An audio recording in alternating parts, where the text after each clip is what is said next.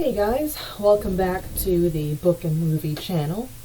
If you want to know how the book was different from the movie or the video game or vice versa or mixed bag, this is the right channel. And if you haven't yet, please subscribe, ring the notification bell, share, and if you're feeling generous, Patreon or sponsor. This week I am covering The Testaments. This is the sequel to The Handmaid's Tale, and I'm measuring it against the 4th and 5th season of the miniseries on Hulu.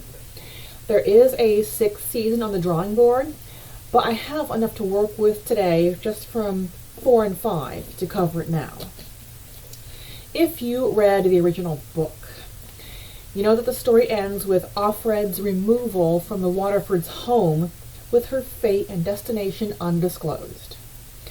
We do not get an update on her in The Testaments, the way the 1991 movie catches up with her in hiding, and the show follows her escape and steps taken since.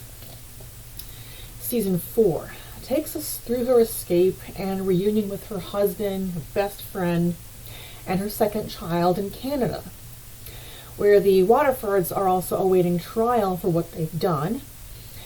We see June lean into her PTSD and continue with her plans to find her firstborn, Hannah, who is living as Agnes in Gilead.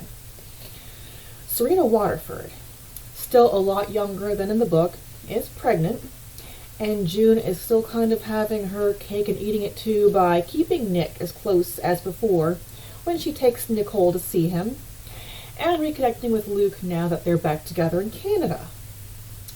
June also gets her day in court to face the Waterfords, attend group therapy with the other refugees, and lead them in exacting revenge on Fred.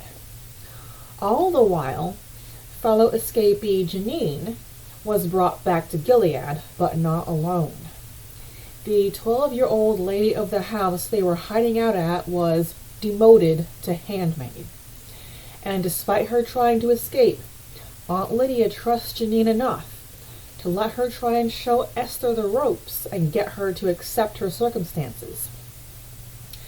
Season 5 opens up with the avenged refugees oinking their way through breakfast and covered in Fred's blood. Several unflattering close-ups of faces being stuffed. After that, we see some characters start to go full circle.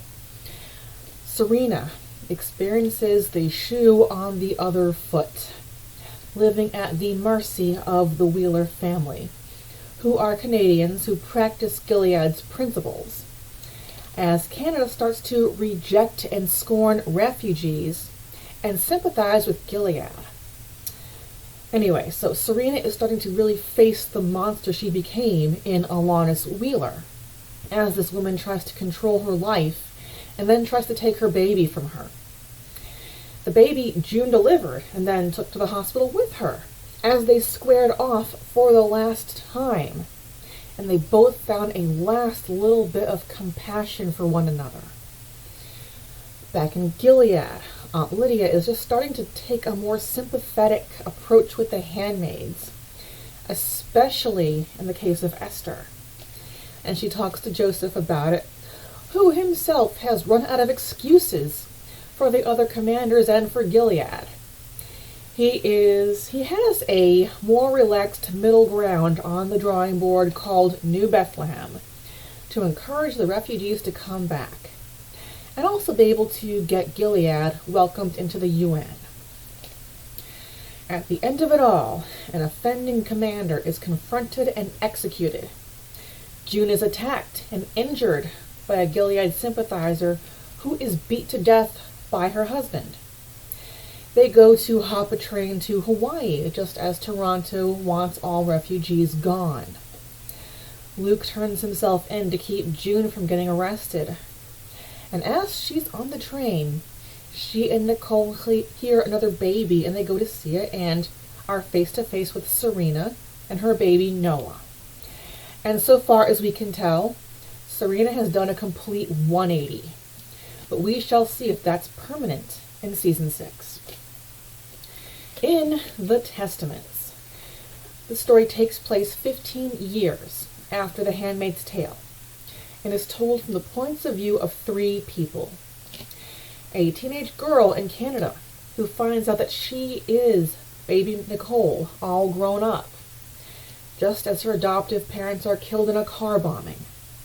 There's also Agnes, who knows she's the product of an unknown handmaid, and Aunt Lydia, who has come so far in Gilead that there's a statue of her outside the Red Center.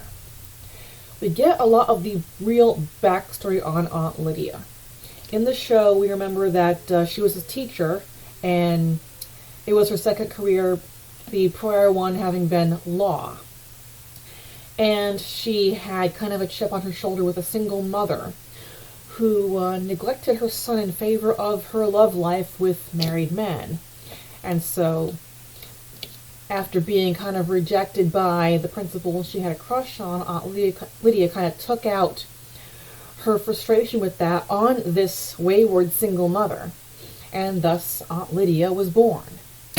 Anyway, in the book, let me see, where was I? How could she, consciously toe a line like this?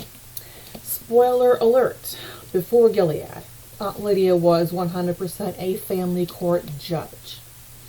And when the eyes brought her in, they had confronted her about the pregnancy she terminated, the husband she left, and she and other well-educated and highly successful professional women were kept in this compound for months on end.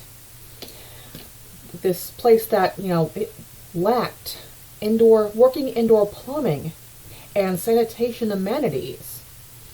And it quickly had all the trappings of an actual pigsty, since they were kept there for months on end, sleeping and eating in the same place they relieved themselves, and, living among other filth, since some of them were still young enough to still have that time of the month. So this broke her down, and she was the first to crack. And Aunt Lydia, the handmaid beater, was born. However, in the Testaments, she is starting to turn over a new leaf, just like in the later seasons of the show. She is running out of excuses for a commander who needs to be reissued a new wife every couple of years, as they have this bad habit of being beaten to death, and they get younger every time. And she is seeing with her own eyes that Gilead is starting to crumble. Agnes is at that age where she has a choice. Get married at 13, or join the Pearl Girl program where she will learn to read as an aunt in training. And these Pearl Girls, they wear white, and they go over the border to recruit Canada's homeless to join Gilead in any capacity. Nicole has seen these Pearl Girls in Toronto and knew what they were. Now that she knows who she is, she decides to infiltrate Gilead through this Pearl Girl program to find her mother. They both find themselves under Aunt Lydia's leadership. They find out that they are half-sisters from the same handmaid who remains unnamed in the book. The Testaments ends with a recording taken some 70 years in the future, after Gilead has fallen, as all of dictatorships eventually do. And that covers the Testaments and the most recent 2 seasons of The Handmaid's Tale. I may revisit this one after the next season and the next, until it wraps up completely. Thank you so much for joining me again this week. Please leave a comment and tag the like button, and I'll see you back next week for season 2 of The Expanse.